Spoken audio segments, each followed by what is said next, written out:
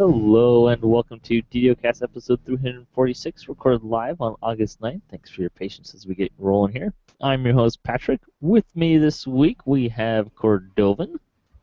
Hey, thanks for having me. Sorry for causing a bunch of technical issues. Pro tip, if you don't turn your computer on for a few weeks, give yourself lots of time before you try to join a Google Plus Hangouts, because got Windows updates and hardware issues. Much of anything else. What have you. I just cannot get my main computer working here, so instead I'm on a laptop. So that's what the deal with the degraded webcam image and just some of the weirdness you might be seeing here. So it's okay though. We're a podcast, not technically a videocast, right? That's true. Yep. That's one of the I'd be curious to see what the how many people listen as opposed to how many people watch. I assume it's good on both fronts, but it would probably depend more on the show, right? I'm sure when I do walkthroughs, I get a lot more video views. Although I'm sure several people will. Several of the audio people will kind of come back and watch the videos, but for me, it depends whether or not I'm at work or in the car. Right? When I'm at work, I'll just run the video in like a corner of my screen or whatever, and that's great. But a lot of times I listen to my podcast while commuting in my car, and although I might be tempted to watch it while I'm driving, it's probably not a good idea. So I tend to listen when I'm on my commuter, listening kick. It's generally a good way to go. Well, I kind of always keep in the back of my head that this is an audio podcast. It's not primarily a video thing, so I don't usually get too worried when our camera stuff doesn't work very right. Right. Anyways, this week's screenshot, Dobal shows off his necromancer ability in Searing Heights in the 183rd screenshot of the week. It's a nice little shot there. It is. Can I just put out a quick shout out? We've had a bit of a slowdown in submissions on our screenshot of the week, so we'd love to see you submit some more stuff. That'd be great. And a pro tip, if you want to get some maybe more likely chance of getting in the screenshot of the week, because I think you get some points if you get selected. If you want to increase your chances, try and highlight some of the newer stuff. Well, actually, that's not necessarily true. I mean, look at this one here, right? And it's a necromancer in Searing Heights. New for a while. Yeah. Well, update 22 wasn't that long ago, but sure, yeah. Yeah, it was. Yeah. Comparatively. We just did a patch on Monday, which I guess you'll get to. But here's what I would say for advice. Try to do the highest screen resolution you can. If you're on like very low settings, tends to not look that great. And try to the best of your ability, get rid of the UI from your screen. If you've got all your hotbars flying around and things like that, it tends to maybe get a little more cluttered. So hit Alt-Z and just remove as much of the UI as you can when you take your screenshot. Those are probably the two biggest things. I know if you really want to get a really slick action shot, what you can do is take a video and then basically just like find that one point and turn it into a picture. I think I've heard some people like to do that as well. Yep, that works too. Anyways, we like to talk about Dungeons & Dragons online nearly every weekend. You can tell because we haven't even started the show practically, and we've already talked for, 5 minutes? That's what happens when you get me on the show. It happens when you put us both together. You can watch us through Google+, Hangouts, YouTube, or from our website at DDOcast.com. DDOcast is hosted by Khyber, the awesome podcast hosting network. Shows are usually available within a few days of recording. The next show will probably be next Sunday. It'll be August 17th. And you can stay updated by following us on social media pages, our website. And specifically on our website, we have this nice fancy calendar. I have no idea how many people use it, but it's really easy for me to use, and I'm so used to it, I'm going to keep doing it. If you wanted to, too, you could put it on the DDO forums calendar. I don't know how many people really look on that stuff, but we've been trying to sort of make sure all the bonus days stuff gets on there and Lamania stuff gets on there where we can. So. Daddy's working. Yep. Hi, little Jerry. Yep, he's here. Saying hello. Yeah. So curious. Yeah. Let's see. On the podcast this week, some brief news stuff. Not so much in the DDO realm, but other stuff more so. Let's go upstairs. Yep. Sorry about that. We do have a toddler getting ready for his nap. So. Yay, nap time. Yeah. I could use nap time. Yeah. There's a I'm trying to remember what the quote was, but there's basically this idea that you know you're an adult when you want to take a nap, but you no longer can. Yeah, right. Whereas kids don't want to take a nap, but they have to. Right. If it gets too loud, I can mute my mic, but we'll see if I need to do that or not. On the podcast this week, some brief game news and more other news going on. And then Jerry and I are going to display our prowess at building by talking about Swashbucklers, which is kind of the new Update 22 thing. So that should be fun.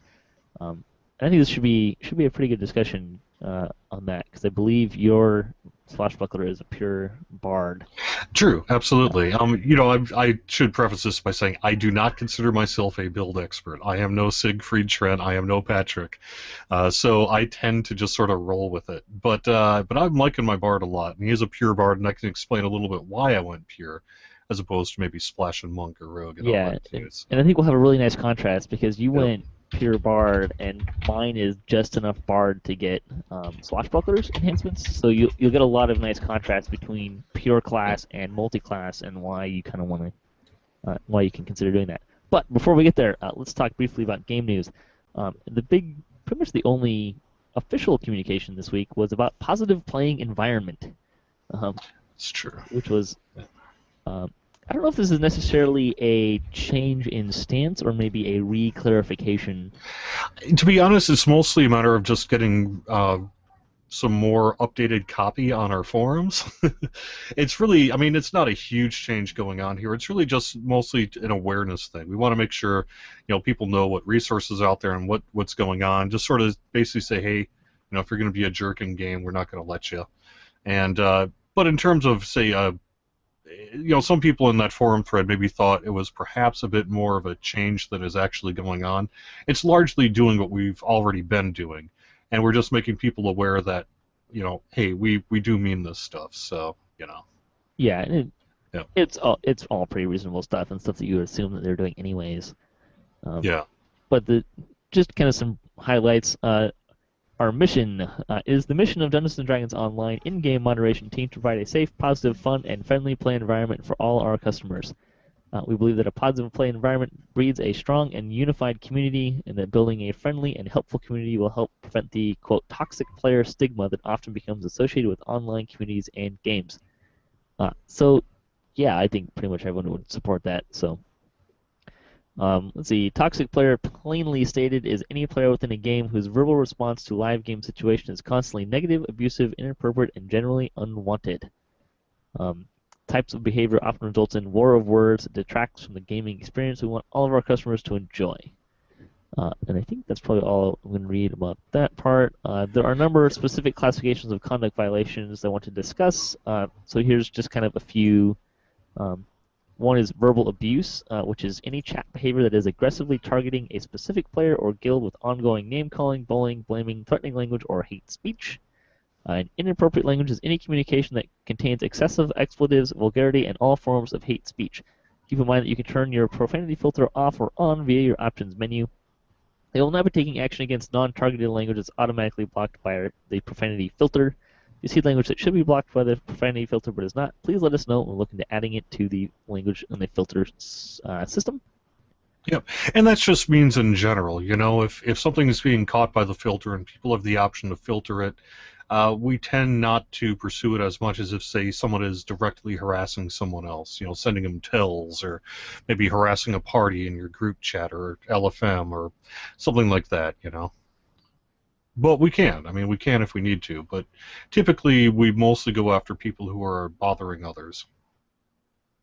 Play nice. We're not concerned if you use a 4-letter word in your guild chat and nobody cares, right? That's basically the point of that. Yeah.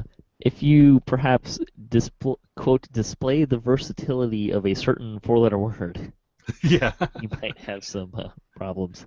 Well, it's mostly about others. If you're not harassing someone else, if you're not bullying someone else, if you're not targeting someone else repeatedly or another guild or something like that, and you're just really sort of maybe using this stuff in your party chat with your guildies, we're not going to police that really. As long as if your guild has an issue with it, let us know maybe. But we're not really that concerned about that. But we are very much concerned about making sure that people aren't using this unwanted to other people. If your guild has a problem with it, there's this thing that you can do called removing a player from the guild. Right. Or you could leave the guild. Just saying. Right. I think the only thing that's kind of really interesting is that they can record text chat, if you didn't know that. So maybe you should be aware of that.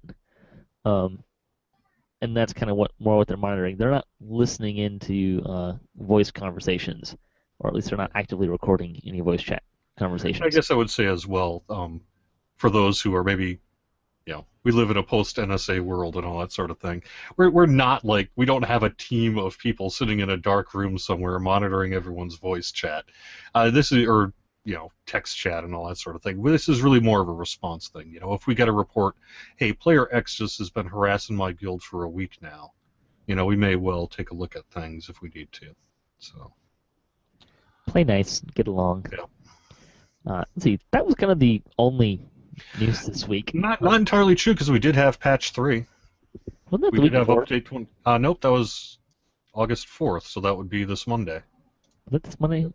Yep. I guess it's true. I had that in my last show notes. That's why I didn't remember it coming out. Yeah, we covered that kind of in the last note. The two big things out of that were the Saga XP is automatically applied. Yep. Face. And what was the other one? Well, there was one in Blown to Bits that could crash your game client. We did fix that one. Nice. No, there's another big kind of bug. Stacked items go again into the shard bank and that sort of thing. Right. Yeah, that works better now, which is very nice, very convenient. Yep. The other one that's nice is the Bard War Chanters, Iced Edges, and Northwind are now working correctly after zoning. Some people were noticing that basically after you change instances or whatever, you'd lose your Iced Edges and Northwind, like it just wouldn't work. And so we did get that one fixed too. So that's good for all the bards out there. Bard War Chanters. I'm just going to say, in case you and the devs weren't listening a few weeks ago, we were talking about it, but I'm telling you, Sagas, add an end reward add a reward to the Saga list that's a lower amount of XP, but it's a gem that you can save for later. That'd be awesome. There are reasons why we don't do that, right? So that's fair. Anyways, let's see, are there any other news that you can maybe enlighten us to what might be coming soon? Well, yeah, I mean, I guess I could say, it has been a little quiet on the forums this week. Part of that is that everyone's has their heads down in the dev pit. Basically, we're working to get update 23 onto Lamania. And so we've got some real big development sprints going on that are really actually, I believe, mostly wrapped up. One sprint this week and started another sprint. So what we're really trying to do is just get update 23 in a state that we can get it onto Lamania, and also it has to go through the QA approval process and all that sort of thing. But fingers crossed, if everything goes well, we should have update 23 on Lamania within the next couple of weeks. So I'd say maybe towards the latter half of 2 weeks rather than the earlier half of 2 weeks. But it depends how quickly things come together, right? So, but we should certainly have update 23 available for preview within a couple of weeks here. So the curious want to know, one, since we're touching Orchard and stuff, are we going to break the Abbot again? Well, hopefully not, but right. But I think that you can actually expect, I don't know if it'll be the first preview or the second, but one of the earliest previews is going to be both the Orchard of the Macabre landscape area and the new raid. Fingers crossed again, assuming it gets QA approval and can actually be playable and all the rest of the kinds of things that happen, right? But if it's ready to go, we want to get some early feedback on the new raid. So if we can, we're going to try to get that out. My second question is, what does Epic Goggles look like? I could tell you, because I actually ran the new raid in an internal development environment this week. Now it's still in a very early state. There was like tons of incomplete artwork, and you couldn't actually complete the raid yet, and some of the scripting wasn't working, and there's a whole bunch of stuff. That's typical for this stage of the game, right? It's still in the early test environment. So we basically just got a bunch of the devs in just to kind of take a qualitative look as to, hey, how's this working? Is this going to work? And what's it looking like? And I can tell you it was pretty cool to take a look at it. It's going to be potentially very difficult, but would you expect anything less from an Epic Abbot, really? No. Yeah. See, here's the thing. My only complaint about Abbott was always that the margin of failure was so high. Right, we have tried to smooth some of that stuff out, right? This is, it's important to say, and we've said this really from back in the producer's letter, this is not a scaled-up version of the Abbott raid. This is a completely new raid that takes place in this space. The Abbott is in it, but, it's not really the same kind of thing at all. Which is the same thing that happened with Giant Hold, and particularly from a storyline standpoint, works really well. Mm-hmm. And I think what we're going for is more of a Giant Hold-like experience in terms of the heroic and the epic raids. They'll be very different from each other. Yeah, and I've always liked the puzzles in Abbott. It's one of those things that if you fail and it's not too hard to fail. Let's put it that way. Particularly when you're talking about like Twitch things and lag and stuff like that. Right. It's not as fun of a gaming experience when it's okay, move in this exact sequence, hitch, oh, I'm dead, and we have to start over. That just doesn't. It's never played well. I think the nice PR term would be the original Abbott raid was very ambitious. It had some great things in it. Like I think the goggles puzzle is great, other than the fact that the margin of error is so high. If you misstep, you die. If it was something more along the lines of, you misstep and you run into spikes and you take some damage, but you can recover from it, that would be something completely different. Yeah. Right. Yeah, I don't really want to get too much into the tactics or spoil too much about the raid. We really want to get it so that when people first encounter it on Lamania, they go into it with an open mind and a clean slate, so to speak. But I think, if you have potentially struggled in the heroic version of the Abbott, like I have, I think this will be a more enjoyable experience. Yeah, much more enjoyable experience, much more doable experience. But that said, this is going to be a high-end raid here, and so you can expect it to be among the toughest raids in the entire game. So challenge is fun. Yeah. If it's the right kind of challenge. Right, exactly right. I've always liked. It's fun when it's challenging. It's not fun when it's challenging to the point where it's really easy to, quote, waste time, in the sense that you spend a half an hour getting ready and then you have to kind of replay that 30 minutes to an hour over and over and over again until you succeed with any kind of high frequency. Yep. We like challenge, but we want to be able to succeed most of the time. Yeah. I wish I could tell you a little more. Actually, those who are going to Gen Con this year and attend the DDO get-together, meetup, if everything works out as I think it's going to, Tolero's going to have a pretty interesting sort of bit of news about the Epic Raid that you'll be able to see at Gen Con. So some things that you might be able to see that'll be pretty cool. And that'll help explain a little bit more about what's going on, frankly, in this raid as well. So yeah, I'm going to keep it cryptic for the benefit of those who are going to be there, but it'll be cool. So yeah, if you've ever been a DM in pen and paper, you kind of understand the idea of trying to find that balance of challenge versus ability to succeed. Right. Unless you like party killing. As you said, it's one thing if you fail because you don't know the puzzle, or perhaps even because you lack the Twitch skills. But it's another thing if you're essentially perhaps fighting inter-server communication or some of that sort of thing as well. And so we want to be very cognizant that when we're doing this new version of the Epic Abbott, that we don't introduce that ladder into the raid. So. Indeed. There is actually, I guess, one other piece of news. I don't know if you saw about that TV documentary thing. I was going to talk about it on the Chronicle. Okay, sounds good. We'll do it then. Yeah. Bonus days this week, 30% crafting XP and double daily dice XP through August 10th. And while I got you here, just a little nitpicky thing. Can we get the? I love the daily double dice XP, but can we get that for like a week-long thing? We've heard that suggestion. So far, we have not really opted to do that. Here's my suggestion, and I think you actually said this on the show. Wait for 1 week wait to take your gold roll until like a Saturday afternoon or Friday morning or any time, frankly, between Friday and, say, the end of Sunday night.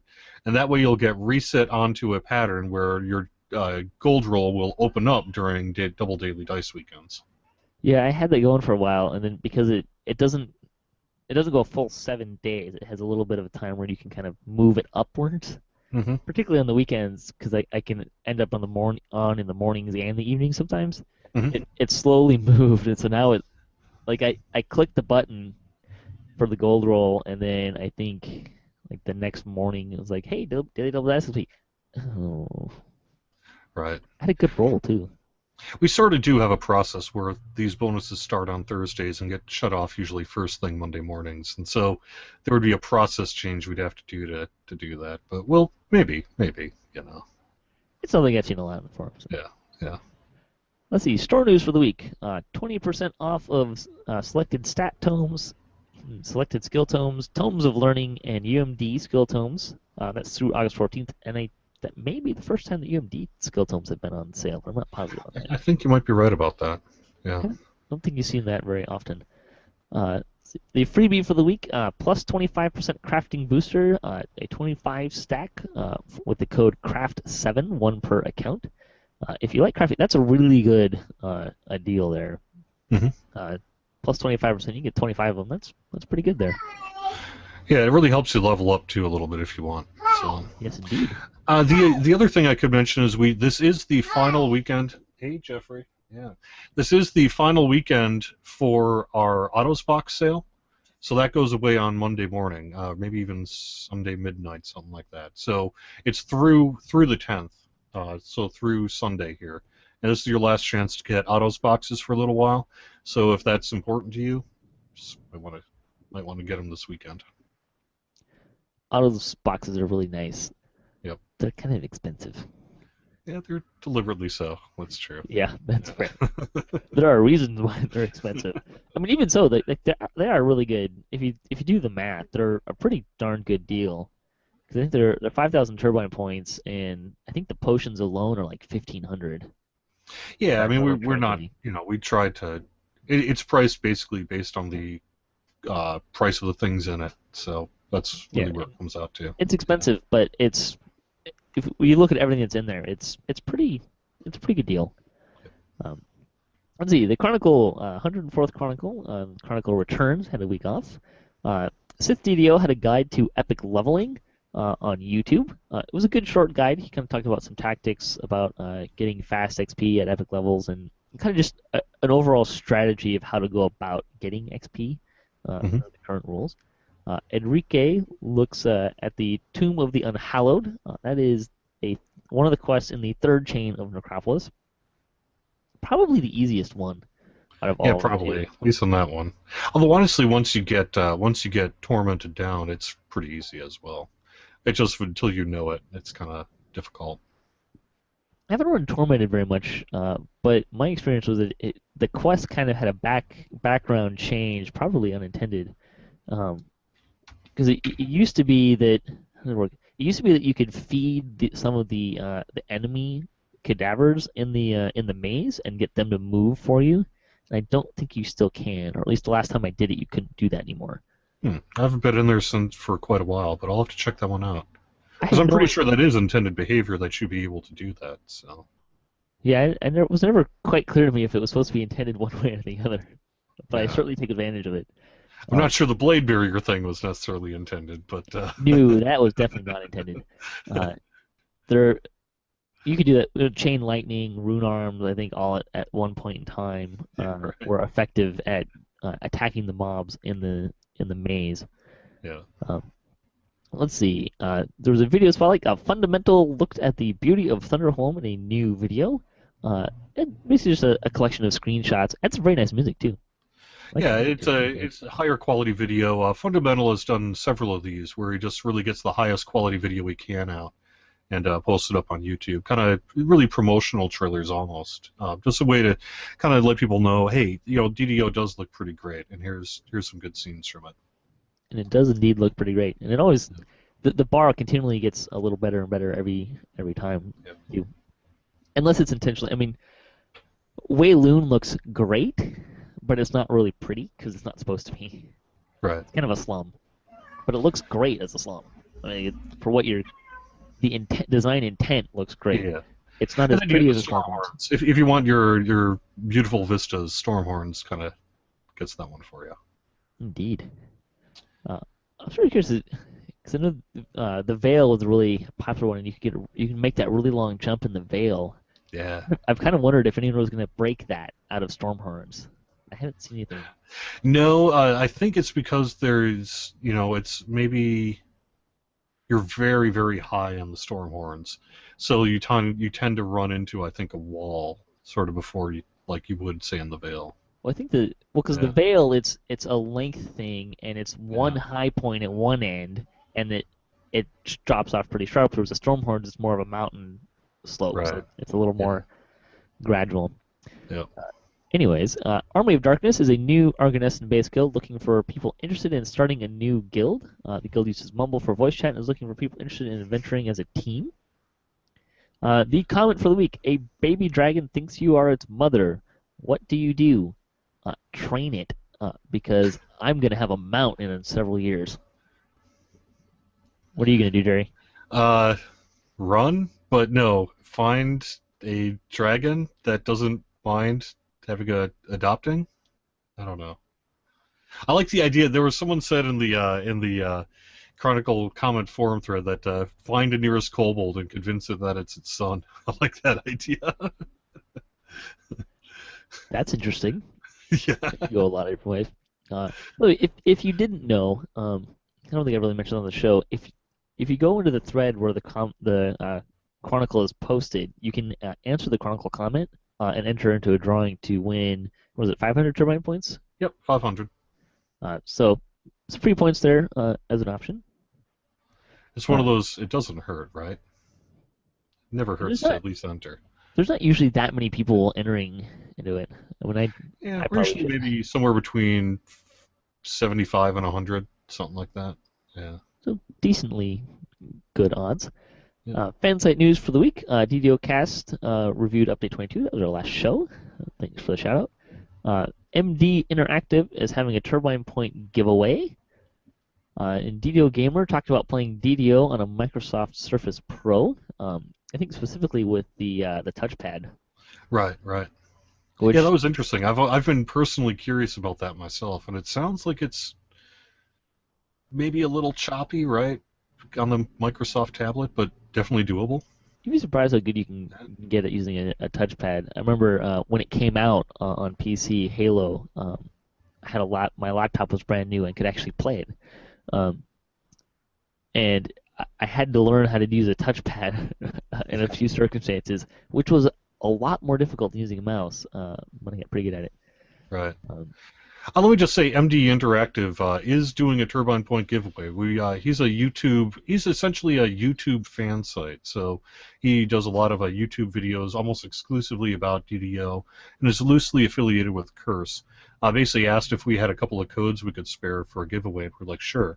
So he is doing a turbine point giveaway. You can just look at the Chronicle or whatever to get a link to what you need to do. But it's a real easy process to enter, and it's basically a random drawing. So. There was a post in the Chronicle, because the Chronicle missed a week, which was the week I think that Severlin posted all the Armor Up stuff, which we talked about last week. Lots of information in there and some upcoming changes, some of which was new, some of which wasn't.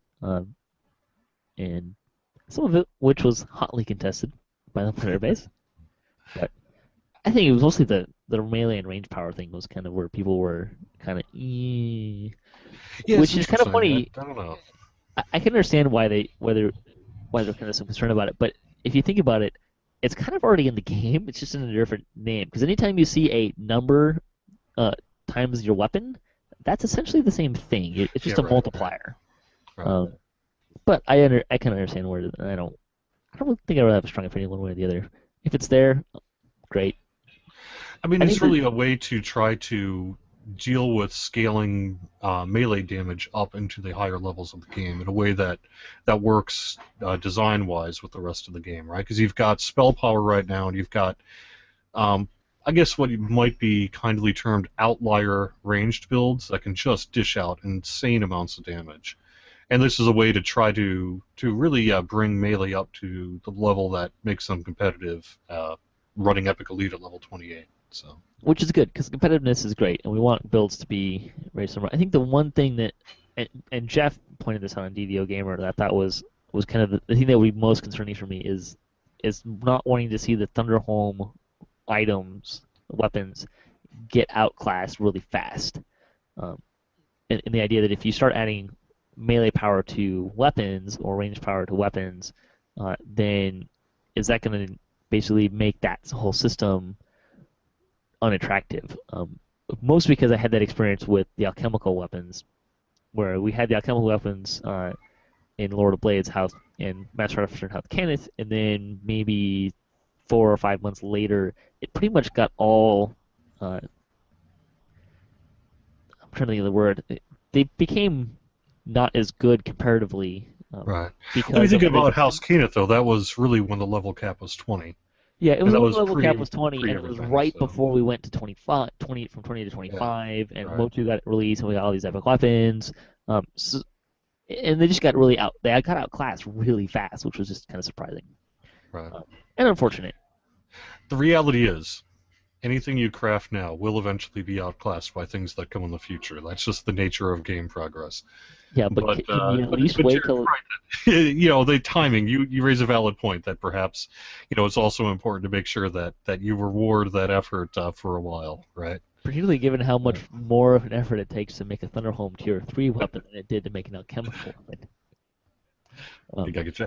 To be honest, and I can't speak for Severlin or really even the design team on this, but I would be surprised to see Thunderholm weapons get outclassed anytime too soon. And it did. And this is not to say that it seemed like that was the intent or that was any kind of direction. It was just a comment that they're leaving the door open to add it to other gear. It didn't say weapons. It didn't give any timeline. It didn't say anything about necessarily having intent to do that very soon. It was just like, yeah, we may add this to gear later, and that's reasonable. I mean, it's not like we haven't seen that before. So let's see. Moving right along, DDO Twitch. So you did Prove Your Worth on Wednesday, and Summer Fling was doing Tear of Deccan.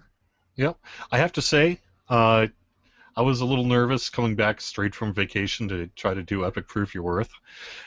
And I did die on that spike trap pretty embarrassingly. But so much so I'm just going to own it. I actually tweeted it out with a specific thing to watch me die because I just figured it was funny, right? So that spike trap, particularly on Epic Elite, is pretty hard.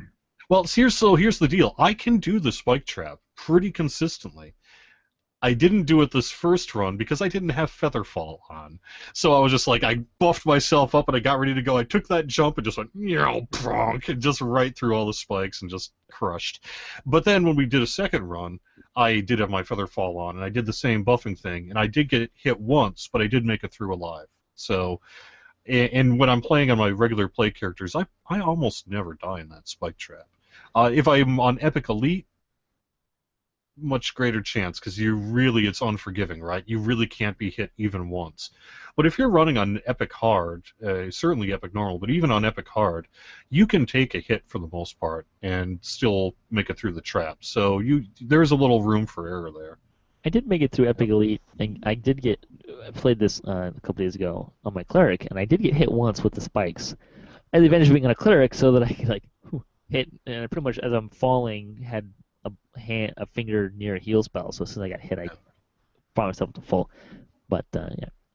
I think a lot of people. I actually get surprised at how difficult some people say that spike trap is, because frankly, if I can do it, I think a lot of other people can do it, and I pretty consistently get through that spike trap. You really only have to jump across. And you go down once, and then you cross over to the other side, and then you basically fall all the way to the ground. It's really not that difficult. The thing about spikes is the graphic display of spikes is not necessarily reflective of the damage area of said spikes, which is kind of a consistent. Yeah. It's kind of a consistent thing throughout the game where that is true. When Reaver, the Reaver raid came out, not the heroic one, not the epic one. When that first came out, that was a lot of people's experience too. That people kind of get used to that idea. Yeah. Let's see. DDO Gamer talked about decking out a guild ship. They got their Kraken, and they were talking about kind of the art of filling out the ship, which seems like it would get a little bit more difficult in the future, since it seems like the big ships have empty spaces, even if you have everything. Well, as someone who has a Kraken and all the amenities, there's really only one space which is missing, and that is in the I'm trying to think of the name right. The big rooms, the cargo hold, not the cargo hold, but you know what I'm talking about? The staterooms? Yeah, staterooms. There you go. That's the right word. We do have one less stateroom than we have available slots on a Kraken. But we have the the guild chest stuff coming in at some point here, perhaps U23. I think it depends on how well you fill it out, because some of the larger rooms combine some of the smaller rooms. True. So if you don't put those smaller rooms in, I think you end up with a little extra space. Yeah, right. Anyways, let's see, DDOcast news. I'm kind of doing a different form of survey where I'm asking players 3 questions in exchange for prizes. I am kind of popping through the different servers, usually for about 45 minutes to an hour in each server, and I think I've hit every server once. But I realize that that's not exactly the most inclusive way to do this, so I set up a thread in the fan site section of the forums, which I'll link to, that has some other ways that you can play. Basically, if you can send me an email at DDOcast@gmail.com and say, hey, I want to play with questions, or you can send me a PM on the forums, or send mail, in-game mail to DDOcast1, that character name, DDOcast1, and I can reply to you there. And if you do that, you answer 3 questions. They're pretty simple opinion questions, kind of related to DDO. It's for a future event, which hopefully will be in a month or 2, depending on how things go. And in exchange for your time, I will send you a pair of collector cards or a prize if you don't have the collector card cruncher.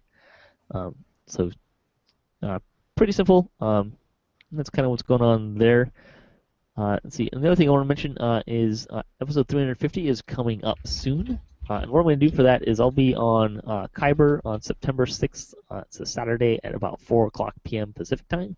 And I'll just throw up an LFM, and feel free to stop by, say hi, ask questions, propose a topic. Pretty much as long as you are respectful of anyone and everyone, you have a pretty good chance of being on the final show when I send that out. So we'll be kind of recording the show in that manner, just to kind of open it up for whoever wants to be on the show, or be a part of the show. Let's see, general gaming news. There's a lot going on. We'll just start with mentioning Gen Con is next week, and there is a DDO meetup at Gen Con. I'm not sure Friday. if it's Friday Friday night, starting at 9 p.m. at the Severlin Bar. Is that where it is now? Yeah, it's the Severlin is a hotel right by the convention center, and it tends to have one of the quieter bars, surprisingly.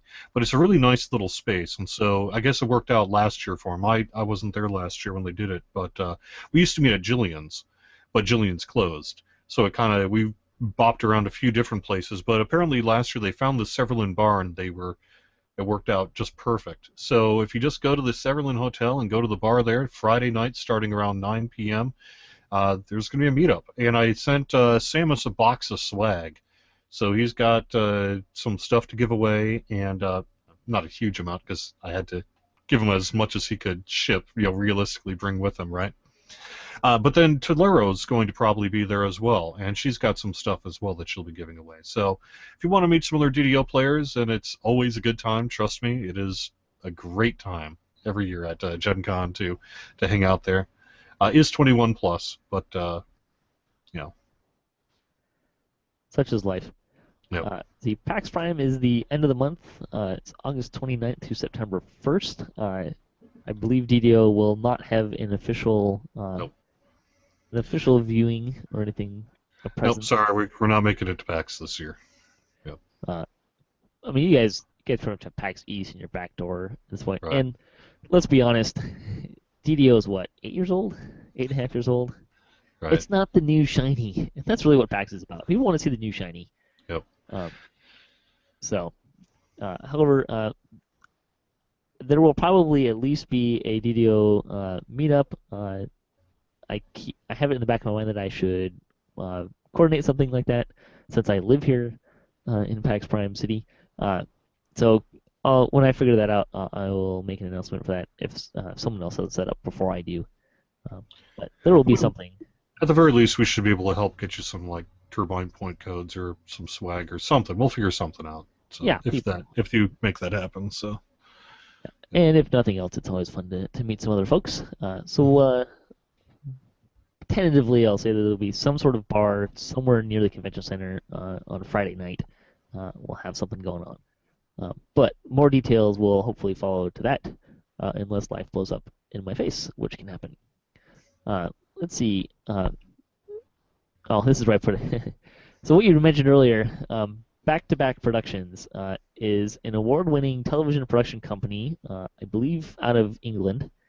And they're currently working on a television documentary that explores relationships between MMO players. The film aims to challenge some of the preconceptions held about virtual gaming, portraying the MMO community in a positive light. And the production team have filled extensively with couples that first met in universe and who have since gone on to form families in real life. They are now looking to feature 2 DDO players who have met in-game and are now planning to meet in real life for the first time. If that applies to you, you can contact them. You can find this on the forums, and it's also in the Chronicle. Yep. You can kind of get more information about that. It's really something they contacted us through our official sort of PR channels and said, hey, would we be willing to essentially put out a quick call to see if anyone's interested, and, you know, as a way to kind of make sure people understood that, you know, this isn't just some fly-by-night group or whatever. They asked us to do the posting on it, so I went and posted up basically their sort of call for entries. And yeah, so if basically they're in the UK, I think they're looking predominantly for someone that is planning to meet in the UK. And if that's you, it doesn't have to be, say, a romantic relationship. They're also looking for like friendships and that too. And if you are planning to maybe get together with a guildie or someone you met in game or whatever, and you happen to be meeting in the UK, go give them a call if you're interested, because I think it looks like a pretty interesting documentary there. Indeed. And then there was one other thing that I wanted to mention in general game news. I'm going to have Jerry kind of fill us in on this because he has a little bit more of a relationship with what's going on. Lotro is doing, I think it's Extra Life. Is that right? Yep. Really, I should clarify. This is Rick Heaton, Sapiens, that is really the lead on this one. So over the years, you know, he has been deeply involved with Extra Life, and actually, in fact, recently left Turbine to go become the community manager for Extra Life.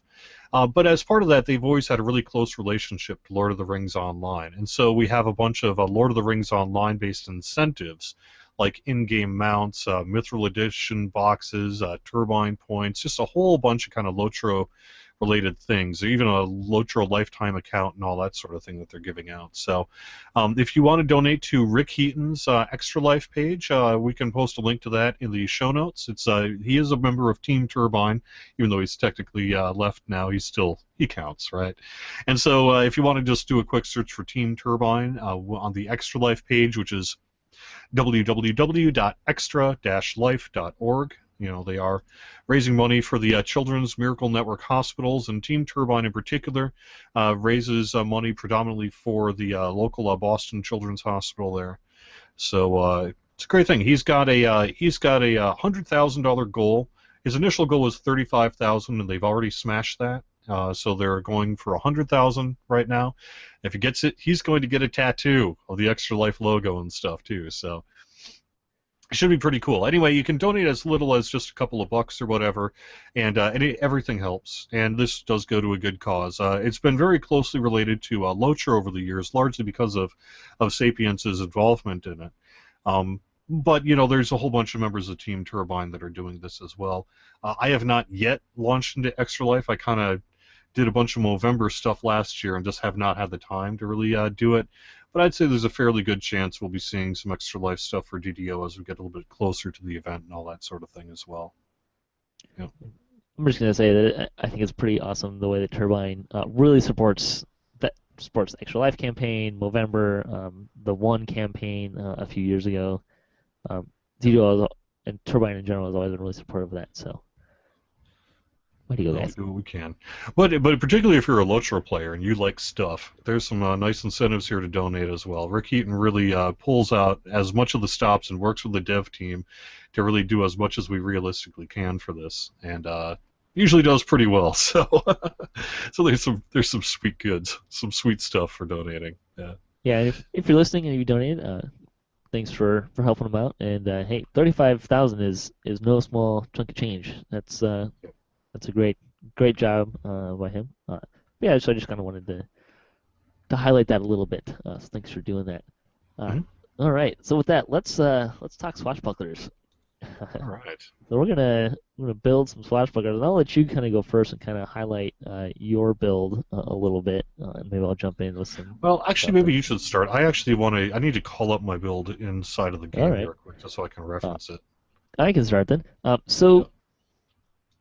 guess I said this before at the beginning of the show. We're gonna have kind of two very different styles of build here. Jerry's is going to be a pure class bard swashbuckler. Mine is going to be much more multi-class, and it's going to kind of do a couple things for us. One, it'll really emphasize how swashbuckler is actually a really good kind of multi-class enhancement tree. If you don't want to necessarily be a full bard, but also kind of highlight some theory behind multi-class as well. So start with the stats. So dexterity is going to be your primary tree. I went halfling with the race. So 16, a 16 gets you an 18 with the +2 from halfling. I went 16 with constitution, 4 with intelligence, dumped wisdom and charisma, and then you don't necessarily have to go this route. I wanted a 13 for strength so that I could get power attack. And I'll kind of talk about why I wanted that a little bit later. Halflings get a -2 to strength, so I had to go up. What I did was I took a 12, that gets knocked down to a 10, and then use a +3 strength tome. So this kind of involves a +3 strength tome. It's not necessarily something you have to do. I'll kind of explain why I wanted this feat, why I wanted power attack later when I talk about feats. But that's kind of the overall statting. Is Dex is your primary. I didn't go up to 18 or 20 with a halfling because it's a lot more expensive, and I wanted to kind of spread stats around, which tends to work a little better when you're doing multi-class. Is go up to 16s, which costs you 10 points a stat, as opposed to an 18 costs you 16, so it's a lot more expensive for the last couple of points. Class split. I went 13 rogue, 5 bard, 2 fighter. The idea here is you get two levels of rogue to get evasion really fast, and then take bard, 5 levels of bard to get your swashbuckling. Because we want to get those. Take the fighter levels whenever you can take the feats that I'll say are kind of good fighter feats to take. And then the other nice thing here is you kind of if you're ever taking rogue as a part of a splash multi-class build, you should always take the first level because you get way more skill points that way. And then you kind of, if you're going to do a lot of rogue, you kind of want to backfill your rogue levels to kind of catch up on your trapping skills, particularly if you have like fighter levels or something that's going to drop your skills down for a few levels. You're not going to get a lot of trapping skills for those levels. Backfill some rogue levels to kind of really pump those up if you want to have rogue skills. All right, feats on this build: single weapon fighting, improved single weapon fighting, greater single weapon fighting. Pretty much as soon as you can get them. Which I didn't do the math, and I did this build on Lemania, but didn't kind of write down a few things. This is one of them. I think you can get single weapon fighting at level 1 even with no base attack bonus, which is a really nice thing about that tree or that feat line. It does not have, the first one does not have a base attack bonus requirement. The other ones do, and because you're going to be rogue and bard, you're not going to have a very high base attack bonus. So you're looking at probably level 9 or 15 before 9 and 15 before you can get those 2 feats. Weapon finesse. This is a dex build. Wait a second. Are you talking about single weapon fighting? Yeah. My understanding is single weapon fighting basically just has a balance requirement. I think improved has +6 base attack bonus. Oh right, yeah, +6. You're right. The initial feat does not have a base attack bonus. which is really important to note because rogues and bards don't get any base attack bonus level 1. A couple other classes do that as well. So they don't actually get a +1 to their base attack bonus until level 2. But with single weapon fighting, that's not an issue. So you can take that as your first feat, which is really good. You may not use it at low levels, but you can get it out of the way and stuff like that. We want weapon finesse because this is a dex build. That's why we took a lot of dexterity. Precision. What precision does, it works in conjunction with one of the enhancements in the Swashbuckler tree to effectively become power attack, but the feat itself gives you a 25% chance to bypass fortification while you're in the stance, which is pretty handy. I also took cleave. You don't actually have to take cleave. The reason why I took it was it makes the legendary dreadnought tree a lot better because you can use some of the special attacks out of it. You had to have cleave to take them. I also took dodge, which is 3% to dodge. Dodge and cleave are kind of two feats that you don't necessarily need to take. It kind of depends on your playstyle. But I needed to fill in a couple of feats here. Those are the heroic feats. The two fighter feats I took were improved critical piercing and power attack. And again, you kind of want to take your fighter levels whenever you can take those two feats. Power attack is going to be something you won't be able to take until you get to strength 13. Improved critical, you need to get a +8 base attack bonus. Now, the reason why I took power attack is because they are changing the requirements for overwhelming critical. To basically be, you need improved critical, and you need power attack. An overwhelming critical gives you +1 to your critical multiplier on a 19 or 20, which we like. That's a really good feat for melee. So my epic feats, 21 I took overwhelming critical, 24 I took improved sneak attack, and 27 I took blinding speed. And then with the rogues get 2 feats. I took improved evasion and opportunist. Improved evasion is kind of a no-brainer, and then opportunist again reduces fortification. I think might actually give some double strike. I'm not positive on that. And then for one of the destiny feats, I took perfect single weapon fighting. The other one I kind of left blank because there wasn't anything that necessarily stood out. That really stood out. What you can see from these feats is, and kind of I took rogue as well.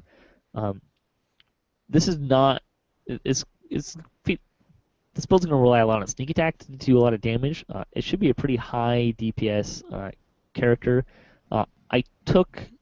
This is the character a tweaking, a slightly newer, updated version of what I did the show when I did Party Crash. We did the Party Crashers walkthrough. This was the character that I was playing. I couldn't take overwhelming critical because of the current restrictions on feats, and this is not actually something you can't actually take it yet. You have to wait till probably update 23 when they change some of the feats. This is kind of stuff they're talking about in Armor Up. But so this build's going to have a lot of good attack rate, using dexterity to hit and to damage, which will cover enhancements. The power attack you're not going to use a lot because you can use precision in conjunction with the bard tree. You can use cleave pretty regularly though, and that'll kind of open up some other options as well. So those are kind of the feats. Let's see, balance for skills. We need some balance for single weapon fighting requirements. Trap skills because we're a rogue primarily. UMD. You're not going to have a lot of bard spells for healing, so that's going to have to kind of come through UMD. And you can take a few ranks of perform. That'll give you, that'll kind of affect some of the Swashbuckler DCs, so that can be helpful as well. Spells, you don't get a lot of spells because you're only going to be a level 5 bard. You can get blur and enchant weapon through. Enchant weapon takes an enhancement. You can get those spells, which can be helpful, particularly blur for defenses. Enhancements. Swashbuckler is kind of the primary tree. That's where we're going to go up to tier 5, particularly the ability that turns precision into power attack. You won't be able to get a lot of the core abilities because we're only level 5 bard. but a lot of that stuff is improved evasion and uncanny dodge, which you get through rogue levels anyways. There's kind of a choice here. If you want to be more defensive, you can use bucklers. If you want to be more offensive, don't use bucklers because you get like plus 10% double strike. So it kind of depends on which way you want to go. Either way is a viable route. The other tree that we're going to really be in is the rogue assassin tree. You can get dex to damage for anything that you can use weapon finesse on, which is the kind of weapons we're going to be using. You can get poison blades. There's a bunch of sneak attack die in there. That's kind of a primary DPS tree. So those are your kind of two primary trees, Swashbuckler and Assassin. Then you can look at War Chanter. You can get some fun stuff in there, particularly now that they have chants that don't use songs, which you won't have a lot of. And then you'll probably want to pick up Scroll Mastery, and you can do that, I believe, either in Mechanic or Spellsinger. That'll just make your scrolling a little bit more effective. Gear, you want light armor, so you can still use evasion as far as armor goes. In terms of weapons, you're looking for rapiers and light weapons. Basically, rapiers and short swords are kind of your two primary things. You're a single weapon fighter, so you're only going to use one. You don't need to find stuff for your offhand. Select just some really good ones. The Celestia and the Blazerde, those are both from Caught in the Web. The rapier and the short sword are really good. From there, they're hard to get, but they're really good. Something that's a little easier to get, if you get cleric commendations from Evening Star, there's a short sword there that's it has a little bit of a random effect on it, but it can be really good versus undead. The Mutineer's Blade is another great undead option. Those are kind of the ones that always stuck out in my mind. You can, of course, get a Thunderholm rapier as well, or a short sword. If you're going to go with bucklers, there's not a lot of great named options, but there is the Tiller from Three Bell Cove that has a lot of good defense stuff on it. Something to consider, so you can get dodge bonus. Anything that's got dodge bonus is going to be good for you. If you are going kind of defensive, and if you take the buckler enhancement that gives you 10% to dodge while you're swashbuckling, you're going to want to look at increasing your maximum dodge bonuses, because you will probably hit that 25% cap pretty easily. Or if you're using light armor, it might be lower based on the armor, the maximum dexterity bonus. So you might have to look at increasing your max dex bonus and dodge cap in that regards. And threat reduction. We like threat reduction in any way we can get it. This is not a tank build. This is it's a swashbuckling rogue. Rogues like to stab things in the back. They don't like to have a lot of attention, and you will get it because you will do a lot of damage. I found this, and Jerry, remember when we did Party Crashers, I did some pretty serious damage going through on this build. So you can get a pretty good thing going there. As far as past lives, there's nothing that necessarily really stands out. Pretty much anything that would help a normal melee. There's not anything that's like a really critical. This could actually be a really good first life build as well. Be pretty successful. Destinies, Dreadnought will be a really good Destiny. You can do a lot of damage out of that. That's why I took Cleave and Power Attack, or part of the reason I took Power Attack and Cleave, is to really open up Dreadnought, because you can use abilities that do 5 times weapon damage in there if you have those feats. Fury of the Wild, Divine Crusader, Sentinel. If you can utilize Shadow Dancer well, that's also a good tree. I will say that I am pretty lousy at using the Shadow Dancer tree. For whatever reason, I'm not very good at getting the things to work and the counter stuff and the shadow counters and stuff like that. Some variations. If you like, you can. And this is what I did on the build that I actually did. Is I took spring mobility and spring attack because I couldn't. There was no real point in getting power attack and cleave for overwhelming critical. So you can go that route. I don't generally take those feats. I don't usually find them to be necessary for playing the game, but they do give you some dodge bonus as well, and they raise your maximum dexterity bonus. Mobility does. Some of the things you can do, if you lose the fighter levels, you can go for level 7 Bard, and you can get haste. It won't be a very long haste, because you're only at 7 Bard, but you can do that as well. So that's kind of the overview of the build. I kind of showed this a few times. The idea here is it's a rogue swashbuckler. It's really utilizing the enhancement tree from from bards, the swashbuckler enhancement tree, and applying it to rogues. As I kind of said, the swashbuckler tree really lends itself to being a multi-class tree. If you want to be primarily melee, you don't really want to be a bard, but you're interested in trying out the single weapon fighting and swashbuckler thing, you can totally do that. I've also seen a lot of variations of like with a lot of fighter levels and a couple bard levels to get to do that. Another good split would be 12. You can do 12 fighter, 7 bard, or 12 fighter, 5 bard, and 2 rogue. You still get invasion that way.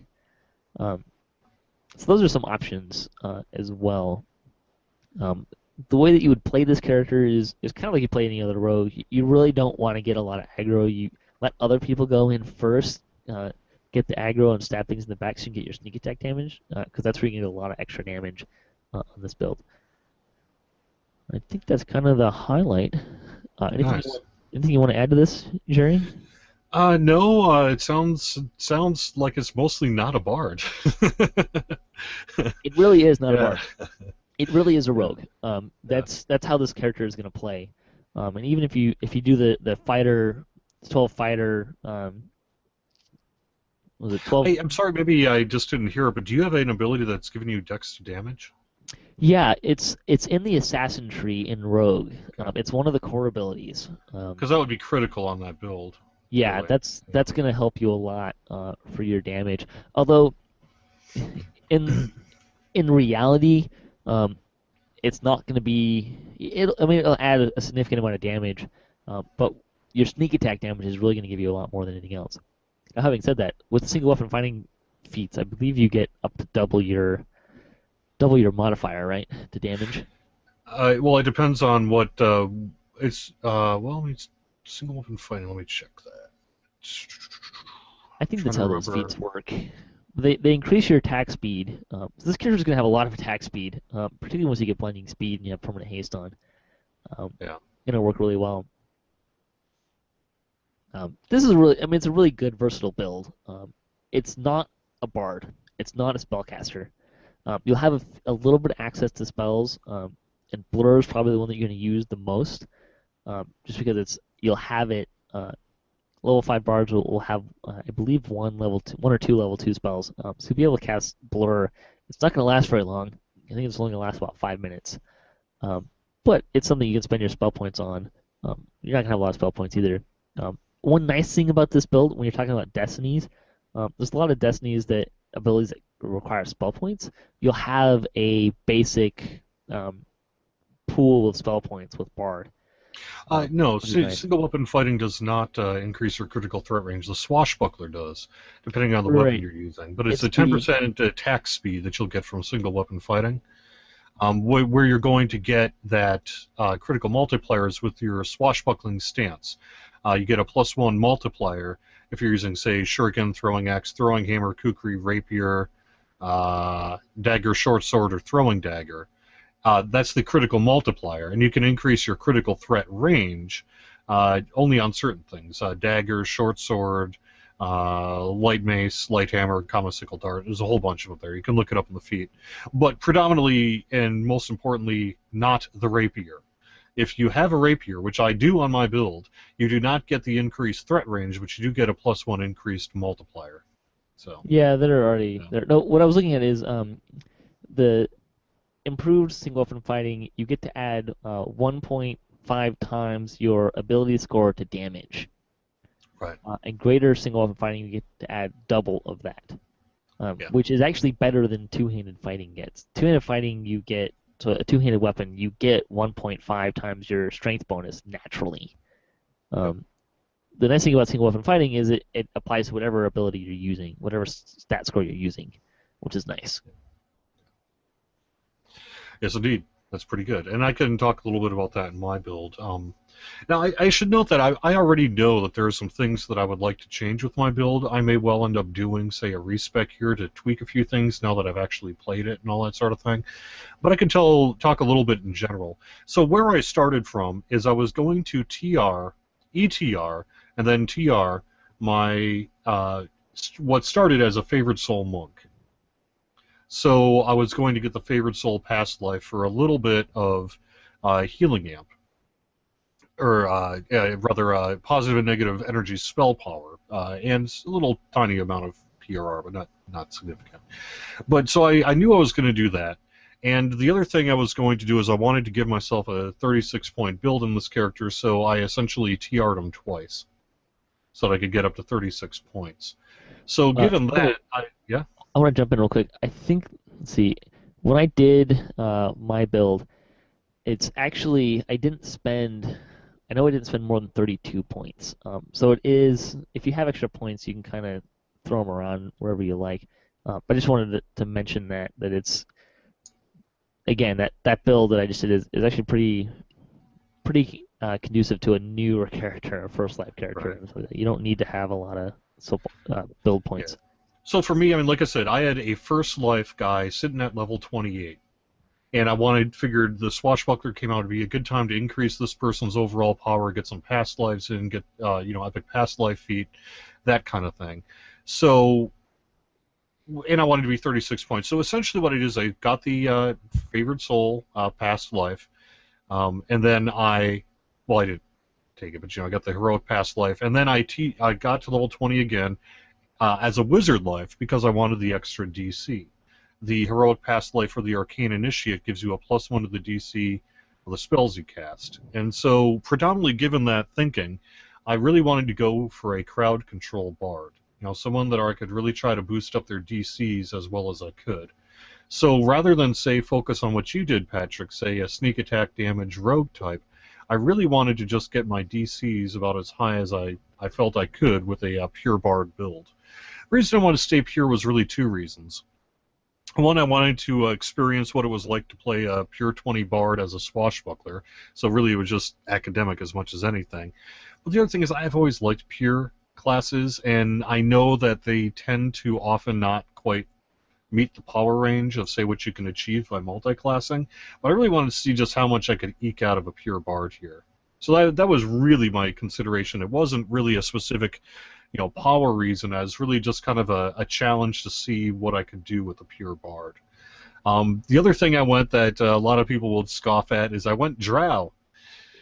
And I have to admit, I largely went drow because I wanted to piss off Samus Garobo.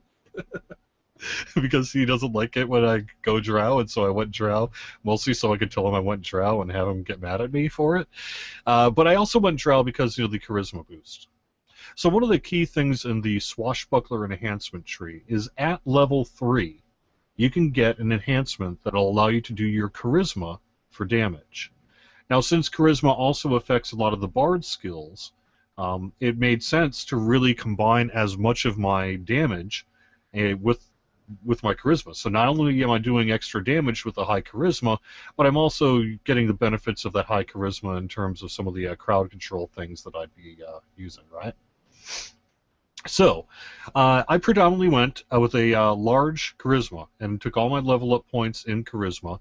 That was my main stat, basically charisma and constitution. I did give myself a little bit of dex. I started with a base 12 just so that I could, because reflex saves are important, and it just never hurts to have a little bit higher dex.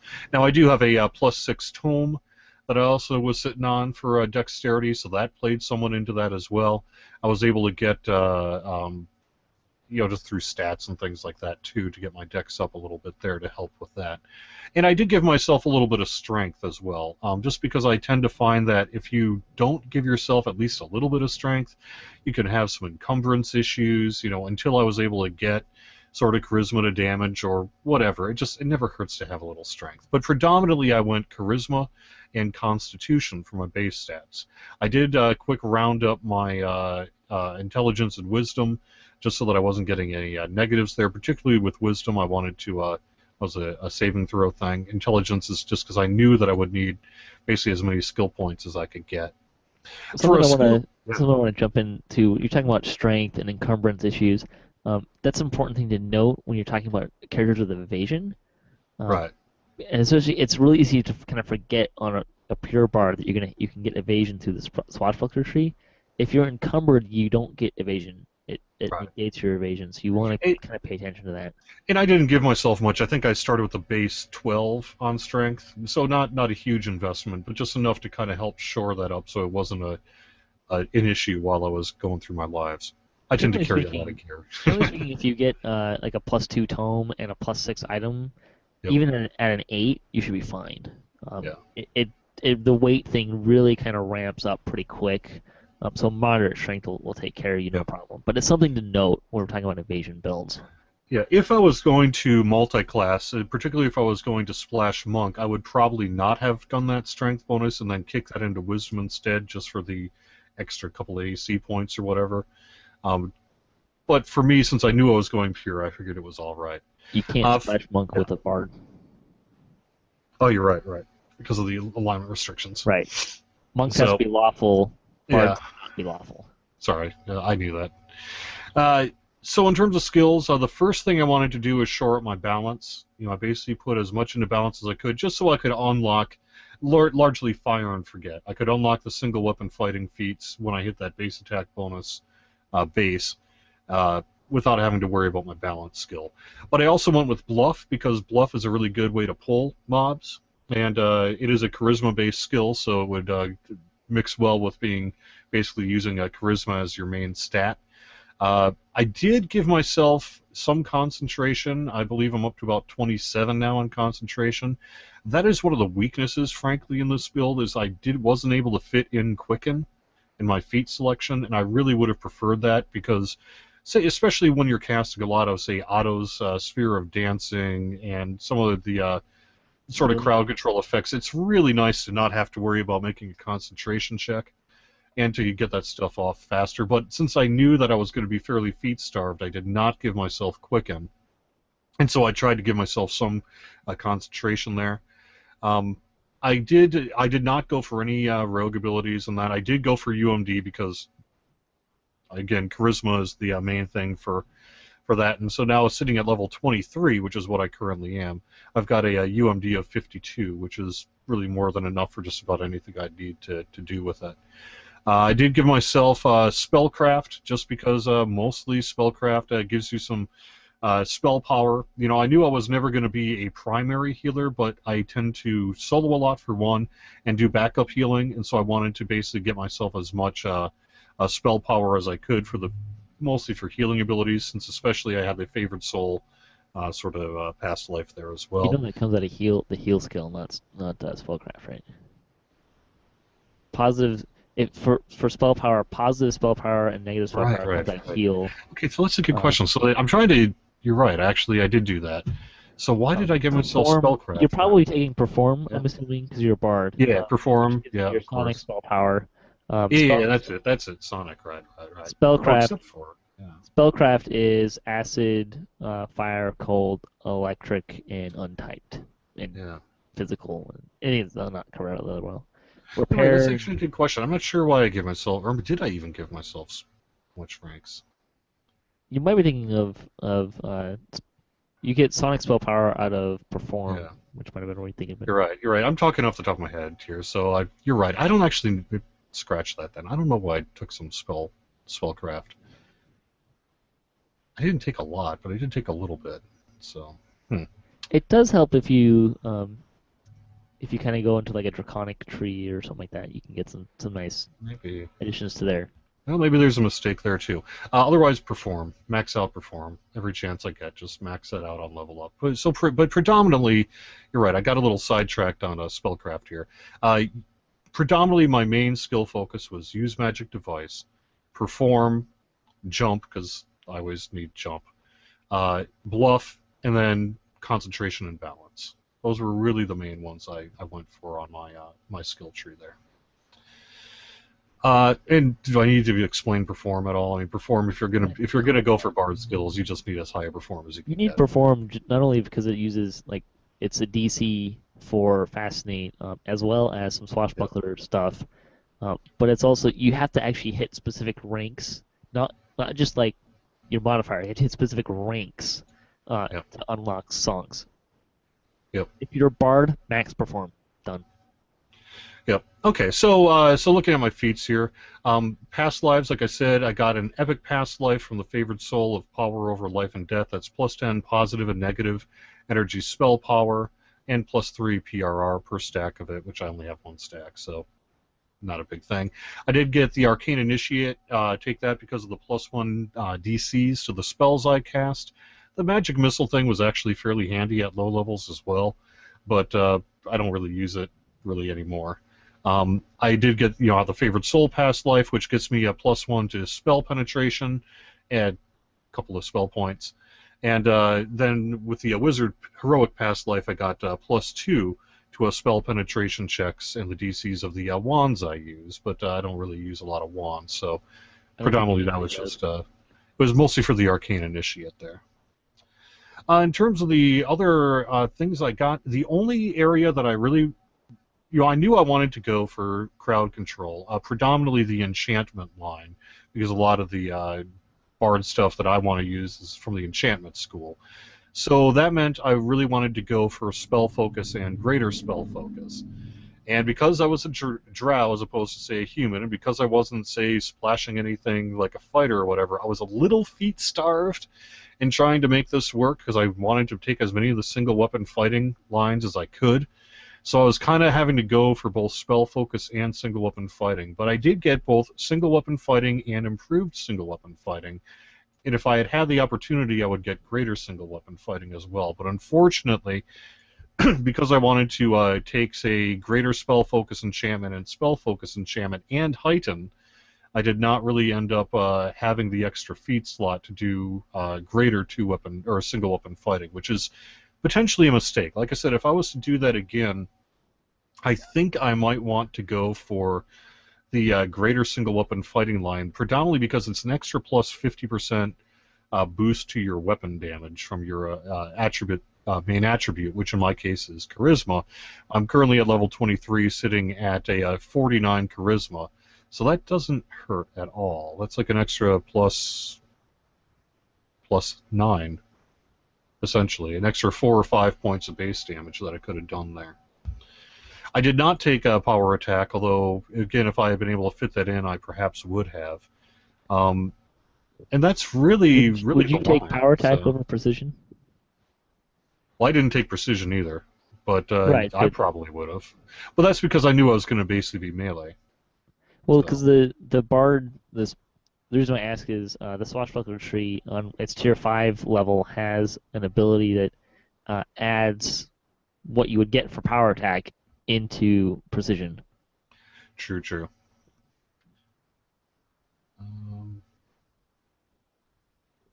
Right, and that would be Thread the Needle. No, I didn't actually even end up taking Thread the Needle, although, again, perhaps that would be another way to go. Again, I was fairly feat-starved, right? I did not have enough extra feats to do everything I wanted to do, because what am I missing right now? Something like power attack or precision, quicken, and greater single-weapon fighting. And all three of those would be really good things to have had into this build, but because I was sort of splitting my desires between crowd control and the single-weapon fighting line, I just didn't have enough feats for it all. For spells, I largely went crowd control because I was focusing on enchantment DCs, so I have everything from, suggestion, mass suggestion. A nice combination is Mind Fog and Autosphere of Dancing. Reason for that is Autosphere of Dancing is a will save in terms of people to enter it, and the Mind Fog spell gives a -10 penalty to will saves for those who are in it. So you drop down the Autosphere of Dancing and then do a Mind Fog in it, and any creatures that go inside of it are making a -10 to their will save on that, which means they're dancing a lot more, which means I can use my coup de grace a lot more on them. I have to admit that coup de grace was a big consideration in this build, because that thing is very nice in my opinion. Besides just being at level 23 here, a +3 weapon attack, it also, kills enemies that are dancing, dazed, fascinated, mesmerized, paralyzed, petrified, sleeping, stunned, or tripped unless they succeed a fortitude save, which is a d20 plus your perform skill. Well, since I'm a pure bard and I have as basically good a perform skill as I can have, that means they don't tend to save very often against it. And but the trick is to get them into a state where they can be dancing dazed, paralyzed, and all that sort of thing. There's a whole bunch of ways to do that. Particularly, I find Autosphere of Dancing is great because it's AoE. It's fairly easy to prepare for. It's fairly easy to drag mobs into. And particularly with this Mind Fog combination there, it tends to work out fairly well for me. But I do have other abilities as well, like I find myself using Otto's Irresistible Dance. That's a single target version of that as well. It's a good way to sort of, for even a battle here, I can, like, what I'll do is I'll do the Autosphere of Dancing. I will run up, perhaps invisible, target someone with Irresistible Dance, take out one mob, aggro the rest, drag them back into the Autosphere, and then either me or the party and me can really take care of them from there. Just want to jump in to kind of bounce off of the mind fog thing you're talking about. You can also use hypnotism, which also reduces will saves by 3. True. And there's no save on that. There's a save effect for to actually get hypnotized, but the minus 3 is also applied. I actually used up until I got into the upper levels. Hypnotism was a key spell for me because it would allow me to use coup de grace and some other things as well, and just generally deal with aggro. It's a great low level spell to help manage aggro, and because it's in the enchantment school and all that sort of thing, I'm pretty good about that one there as well. So like I say, that's basically the spells. I'm really about charming and getting people into a state where I can coup de grace them, manage aggro. I do, of course, have, say, invisibility, hold monsters, another good one. I do take blur, and all that sort of basic stuff that you get, because why not? Because who likes to get hit? And then I did max out my, I did take Cure Moderate Mass and Cure Light Mass and some other cure spells just to kind of help me out in keeping myself and backup healing on the party alive. So for the enhancement tree, and I wish I could call this up for you right now, but unfortunately I'm on my, like I said, we had some technical difficulties. I predominantly focused on the Swashbuckler tree. And this was mostly done prior to the Spellsinger and War Chanter changes, so I may end up actually re-speccing some of this. But I took all the way up the core enhancements to the capstone, because I wanted the additional double strike and damage and all the rest of that sort of stuff that you get for it. I went with On Your Toes, maxed that out for the increased dodge. I took Blow by Blow. That's a one I just really keep using all the time during attacking. It's a +3 critical threat range and an additional 3d6 extra sonic. Also helps reduce some threat, although that doesn't really play a lot in this particular build. But one of the things, with the rapier single weapon fighting, I'm really focusing on the critical hits. I have on the top tier of my Swashbuckler tree exploit weakness, which means every time I do not critically hit, I get an insight bonus to my critical threat range until I do. End result is I am critically hitting a lot, particularly because I've got a rapier, and I did take the improved crit piercing, because why not, right? Again, it's a good thing to have for this. And that was one of my feats, actually, I took as well. So I'm really focusing on the critical hit. So for enhancements, I went with charisma to damage, which I took the exploit weakness, like I say, blow by blow. Did fast movement just because I like running faster, and it's +1% faster for each of my bard levels. Since I was going a pure bard, that gives me an extra 20% faster, which is nice. I'm keeping up with the monks there. And sword dance, when swashbuckling, if they miss me, I do 1d20 sonic damage per bard level against them. This is great until you go into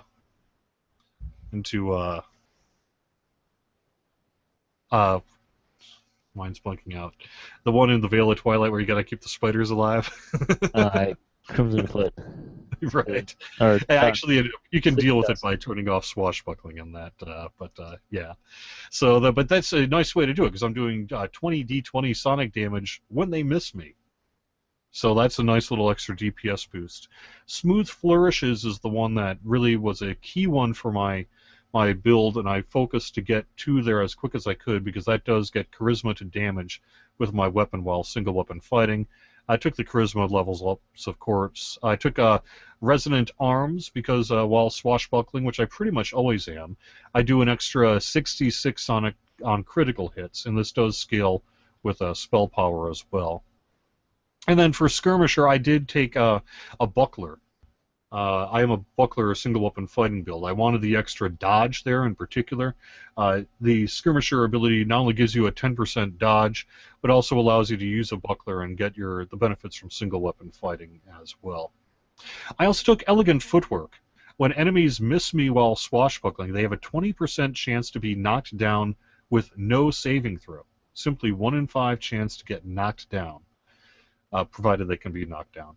But what that means, because I've got say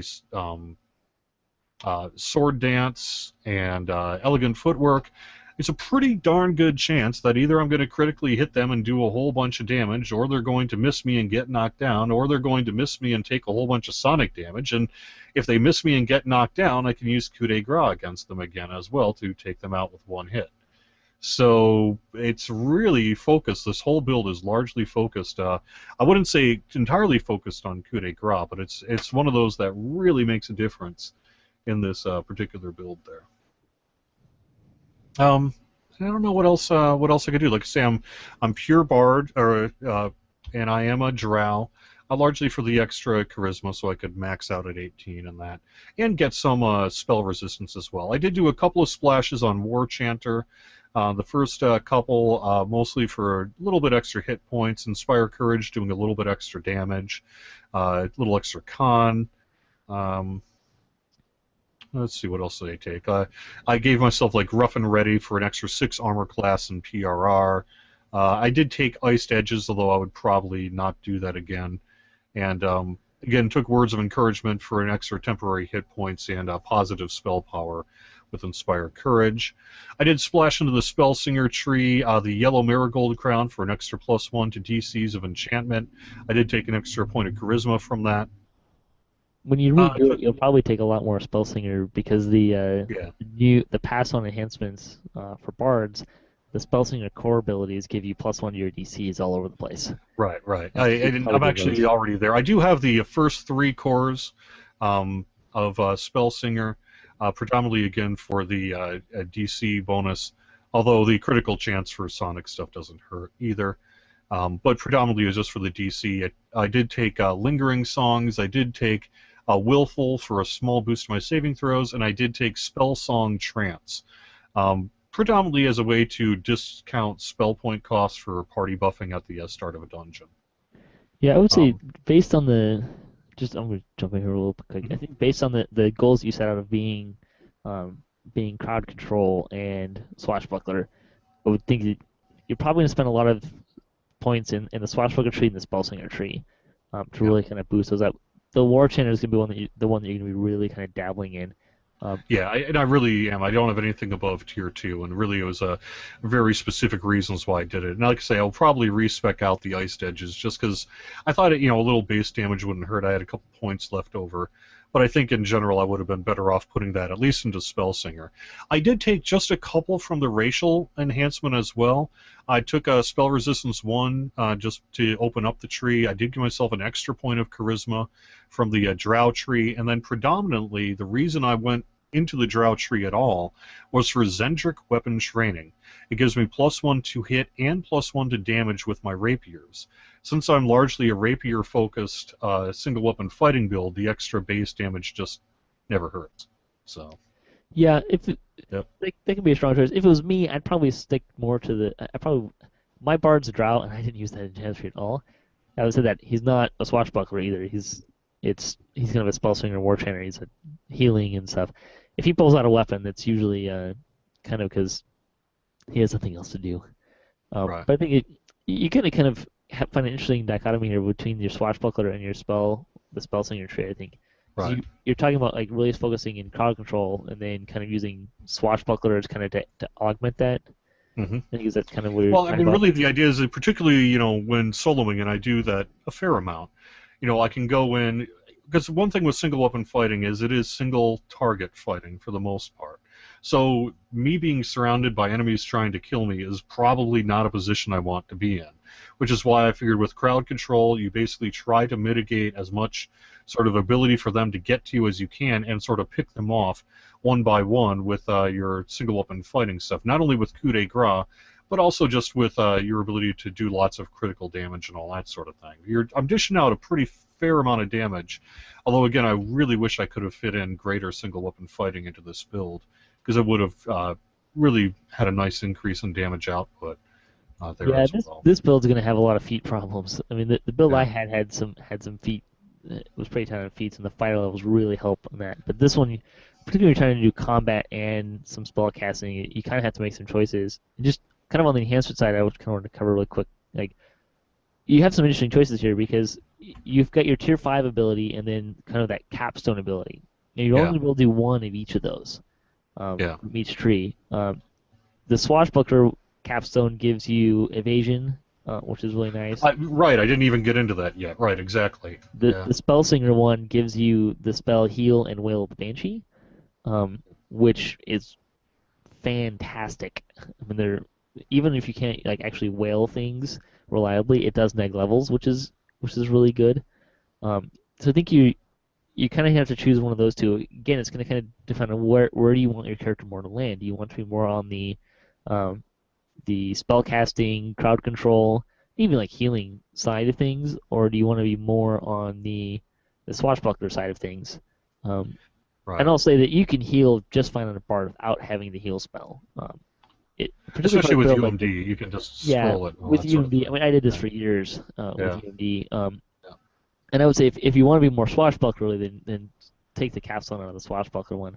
The other thing is, you look at the top tree of the tier 5 abilities, and Spellsinger has some nice crowd controlling abilities.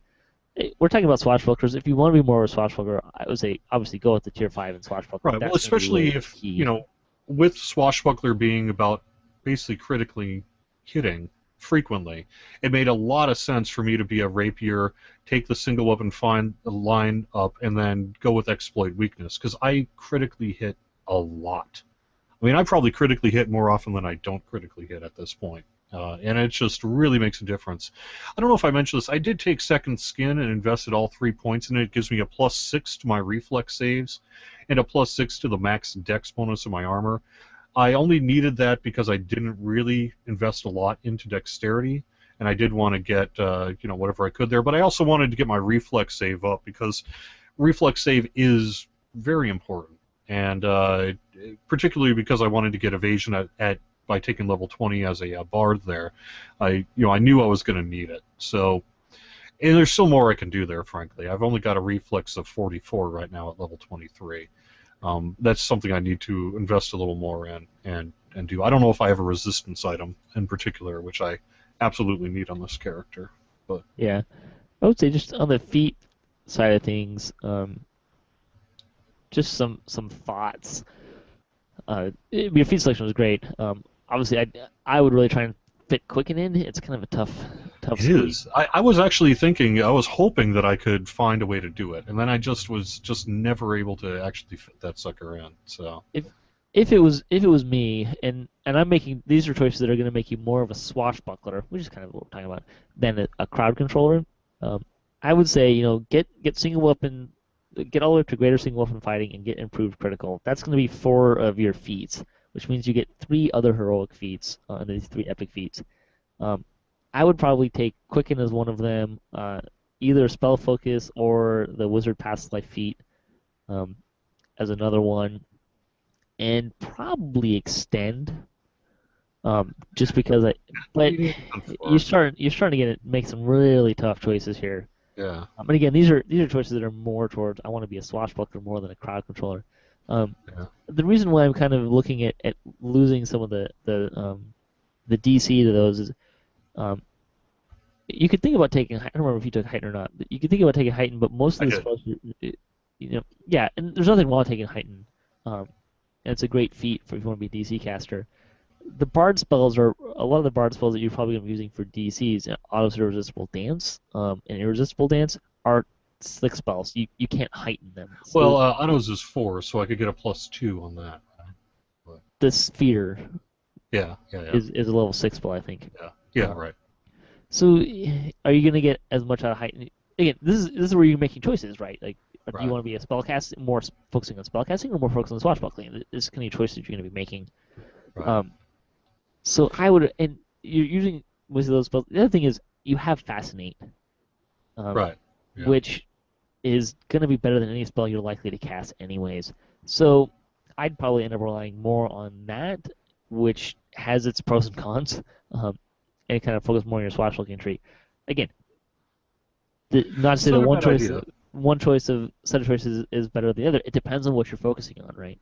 Part of it too was hypnotism in this build is so effective at even higher levels that I felt by heightening it, it would really make the difference there. So besides the autosphere and hypnotism, it just seemed like heighten would really make sense for this build a lot.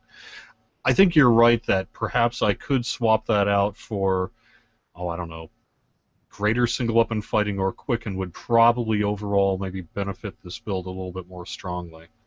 But but at the time it seemed like the way to go. Your build is more focused on the spell casting, the DCs. Yeah. Than the kind of feats that I just kind of proposed. Right. And there's nothing wrong with either of those choices. It's what are you focusing on, right? And bards are hard because bards have a lot of ways they can go. Yeah, frankly, another thing you could do is if you're not trying to piss off Samus Garobo, I probably could have gone human instead of drow, and that would have given me at least one extra feat where I could have probably slotted in something like quicken or something. I mean, you lose a little bit of constant charisma, but you start mincing. It's choices, right? This is a tough. You have to decide: are you going to be more spellcasting or more swashbuckling? Where's your balance going to be with those two things? See, I want it all. But that was my goal: is to see could I do it all? Maybe this. I'm sure there are build experts out there who are just like you're never running Epic Elite, are you? But no, predominantly. Well, I don't know. I am with the group, but what I found in practical terms, though, is I'm dishing out a lot of damage. I'm critically hitting a lot. I'm able to manage crowd control and aggro quite well while dishing out a lot of damage and still being able to have fairly high crowd control abilities there, too. So it works out well for me. I do have, just, again, I'm only level 23, so this is working my way up. I'm currently in the Divine Crusader life. Predominantly, again, to give myself a nice big boost to charisma and a few other things as well. I've got the Aura of Purification, which is kind of nice. Gives me a little bit more hit points and does lower the attack damage while enemies are wailing on me if they get through. So that's predominantly what that's about. Some stuff to point out here, too. If you want to be less about crowd control and you don't really care about that and you just want to be more swashbucklery, a feat you can consider taking is Force of Personality. It gives you charisma bonus to will saves. Now, if you're going to at all kind of focus on spellcasting, you're probably not going to have room for that feat. Yeah. So, and keep in mind, you have epic feats too that you can kind of backfill some of this stuff in with as well. Right. For my epic feat at 26, I probably will take Quicken. Yeah. Probably, just because I need it. Ideally, if I could find a way to fit it in, I would use that for perfect single weapon fighting. But really, perfect single weapon fighting predominantly just gives you a vorpal effect. So, perfect single weapon fighting and Quicken do not share the feat slots, because the perfect single weapon fighting is a Destiny feat. Oh, right. Not a normal feat. So you can actually get both. You need a Destiny in the Martial Sphere, which I happen to actually have in this character, but still, really the only thing with perfect single weapon fighting is your vorpal threat range is increased by 1, so that's kind of nice, but I'm not sure, given the overall needs of this build, if that's something to take. I did take already. I did get again because again I was doing DC stuff. I did take Epic Spell Focus Enchantment as well. So I probably should not have done that, but again, it never hurts. So there is also Inspire Excellence, which is an epic bard song, which you can take, which gives +2 to all your stats, which is +1 DC, right? Because it's also there as well. I would say if you do find yourself taking a lot of spell singer action or enhancements, you'll probably like the Draconic line as well for Destinies. I know I had a lot of fun with my Bard when he was in Draconic. The Energy Burst plays very well with a Bard because they do get some decent spell power, particularly through the Spellslinger tree, which is universal spell power. So it actually works surprisingly well. I was very pleased with that. I'll look into that. I haven't really settled. You know, I'm only level 23 here, so I'm mostly just trying to get XP in all of my epic destinies. So that's really why I'm Divine Crusader as much as anything. And but it doesn't hurt. So. Swashbuckler's kind of weird. Like if you don't have, I kind of felt like if you don't have Cleave, there's not really a clear-cut martial destiny that really works well. I think you can get a lot of mileage out of the Sentinel tree because you can get some healing stuff out of it as well, which works well with Bards. I was before I switched to Divine Crusader. When I first started, I was in my legendary Dreadnought. That's nice because you can have a devastating critical, which does a +1 critical damage multiplier on rolls of 19 or 20. That works well because I am, again, critically hitting a lot. And of course, Master's Blitz being what it is always a good thing as well. But so I would probably recommend. Well. Yeah, but how are you going to more research? charge Master I might Blitz, recommend That's it. the problem. Yeah, right, exactly right. Kind of running out of things, but there's a lot of ways you can go, and there's a lot of potential to go with these builds. So I do work at Turbine, so I was aware of this Master's Blitz change coming. So Yeah. That's true. But anyways, so there's a lot of things you can. We're talking about Swashbucklers. I think we did a pretty good job of covering a lot of different options you can go in this. To kind of close out this discussion, I'm going to skip ahead to the lightning post. Actually, I do just have one more quick thing maybe I could add, and that is the single weapon fighter line of feats is available as a fighter bonus feat. So, although I have not entirely mapped out how it would be done, I suspect that you could very well be a very effective fighter with a single weapon fighting line as well. Perhaps Splash Bard to get Swashbuckler there as well. So that might be a consideration as well. Yeah, if you took even just 2 levels of fighter, you'd lose the evasion from the capstone. Right. Or you could do something like, this was a while back, but I had a friend in game who had a 16 Bard, 2 Rogue, 2 Fighter. It was more of a melee focus, and that would actually work really well. You wouldn't really lose too much in terms of songs and spells. You'd be a little less effective with spell casting, but not that much. With the armor up changes going in update 23, that may well become a fairly viable option because you wouldn't have evasion, but you would have essentially the equivalent of a melee version of evasion. Be able to take your single weapon fighting and Swashbuckler stuff fairly easily and get a nice benefit there. There's option there. The post question this week, which will kind of tie into this discussion, comes from Hiola Hawk. They ask, is it best to keep a character pure or multiclass? I chose this question because our builds are kind of on opposite sides of the spectrum here. Mine's very much a multiclass build, and yours is very much a pure build. One's good, and one's bad. No, I'm kidding. No, yours is the good one. No, actually, you know what, though? At its core, and I know that, whenever you talk about your build, you open yourself up for a lot of criticism. But in terms of actually playing my character, he is extremely fun to play, and he's just dishing out the damage and doing a lot of Bard stuff. Because I really, part of my philosophy is that there was a lot of people who felt Bards were just not necessarily that effective prior to Swashbuckler and all that sort of thing. So I really wanted to find a way to be as Bardy as I could and still get all the benefits of this stuff. So to answer his question, I think, in general, provided you know your stuff, you're probably better off multi-classing in this game. I think it depends on what you exceptions. Want. Yeah. I think it really does depend on which one. Now, I would say that I would still kind of, for the purpose of this discussion, I would say something like an 18-2 split is still basically a pure class. You're not really getting much flavor out of that other class. I know it's technically multi-classing, but like an 18 Barbarian 2 Fighter is, in my mind, really a pure Barbarian. He just took a couple levels of Fighter to augment the Barbarian, right? It's not a Fighter. When we're talking about like the build I did today with 13 Rogue, 5 Bard, 2 Fighter, it's not really a Fighter, but it's definitely multi-classing in Bard and and rogue, right? Yep. I think it depends on what you want. A class like Bard, if you really want to get the flavor of being a Bard, you're probably going to want to be more pure than not. I think that I'm going to kind of mince hairs. This question is kind of, for me, it's not just like one or the other. There's a little bit of more of a sliding scale, right? Like I just talked about a 16 Bard, 2 Rogue, 2 Fighter.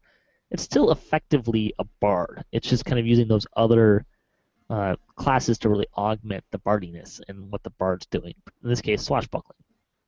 Right. So there's a lot of kind of things going on. Really, when it comes down to multiclassing versus pure, is what do you want your character to do and how do you want it to play? You wanted to play a Bard, right? You wanted to have something that was very Bard. So you went pure Bard because you really wanted to get a good feel of the Bard. Mine was kind of more on a power gaming style of play of I want to do a lot of DPS in swashbuckling. Like that, I'm going to do single weapon fighting and I want to do as much DPS as possible. So I took Bard to get the single weapon fighting and swashbuckling stuff, and I went Rogue because you get a lot of DPS out of your sneak attacks and stuff like that. So those are things to consider, right? I don't think the answer to the question really is it best to keep a character pure in multiclass is going to always come down to the specific build that you're looking for, your specific goals, and your playstyle, right? It's not just a blanket answer yes or no. So is it best to keep a character pure multiclass? Yes. What do you want out of the character? That's really what it comes down to. And what are you giving up by taking those levels, and what do you gain in return? I'm going to say, though, in general, in DDO, you do tend to see more multi-classing for a reason, because a couple levels split, particularly Rogue and Monk, are really some of the most powerful things you could do to improve your character in this game. And I think there's a wide recognition of that. Sometimes you might want to splash a fighter or perhaps paladin as well for the saving throws fighter for maybe martial feats and minor base attack bonus or whatever. But in general, the big two are Rogue and Monk, and their power level, on the Rogue side it's skill points, sneak attack, and perhaps traps, and on the Monk side it's really just Earth Stance and a couple other things. I mean, let's look at those real quick. 2 levels of Rogue gives you evasion and some skill points. So 2 levels of Rogue you can certainly get enough in open lock. You might not be able to get enough skill points depending on what your other classes are to be a trapper, but you can certainly do open locks. Whereas you're looking at you also get a D6 of sneak attack damage. Monks for 2 levels you get 2 feats and evasion. That's pretty strong. And I think when we're talking about multiclass, the new enhancement system, the devs did a really good job of making it very supportive of multiclass, even more so than what we had before. And you can see some of the crazy splits that we've gotten recently. Like, when the enhancements first dropped, it was 2 Monk, 4 Favored Soul, and 14 Wizards. I saw a bunch of those running around, basically using Shirati casting, and there is fire spell power in Monk. Yeah.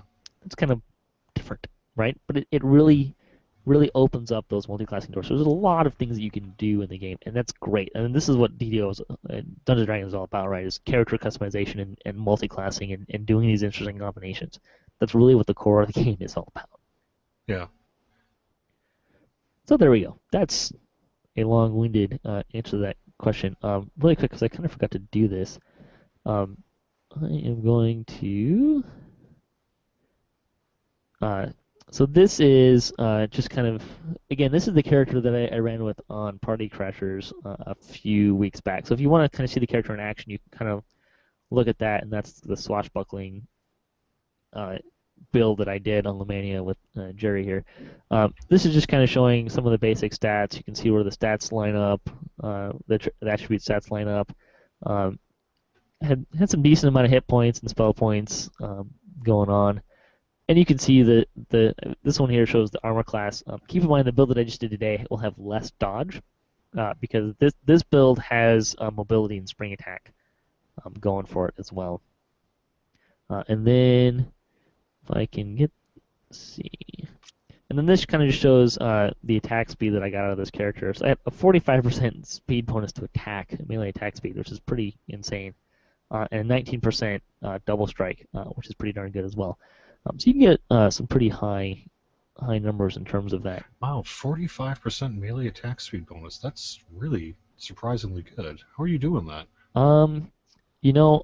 There may have been one of the nice things about taking 2 levels of fighter is you can take the attack speed boost.